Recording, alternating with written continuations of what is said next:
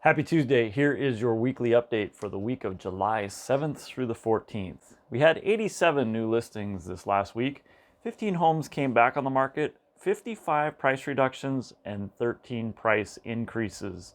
There were 194 pending sales this last week. 115 of those were on the market for 7 days or less, 27 for 8 to 15 days, 22 for 16 to 30 days, 7 for 31 to 45 days, and 23 of those pending sales were on the market for more than 45 days. 116 closed sales this last week. 72 of those were on the market for 7 days or less, 14 for 8 to 15 days, 12 for 16 to 30 days, 9 for 31 to 45 days, and 9 of those closed sales were on the market for more than 45 days. That's actually an interesting number to have such a low volume of sales that were on the market for more than 45 days, which tells us that the market is moving very rapidly. And remember, the closed sales, those are 30 to 45 day old numbers. So remember, transactions take 30 to 45 days. So these pending sales of a month ago are now closed, and very few of those were on the market for more than 45 days.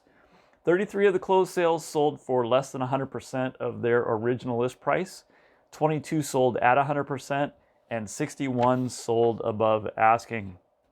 Inventory stayed pretty much flat this last week. We're at 371 homes, 400 including condos. There were 14 new listings over $1 million this last week, 12 pending sales, and 4 closed sales over $1 million. Most active price range was that 350 to 450 price range. Some of the things that happened this last week that were sort of interesting, we had the same number of new listings this last week as we had the previous week. The number of homes that came back on the market was slightly higher than what we saw last week.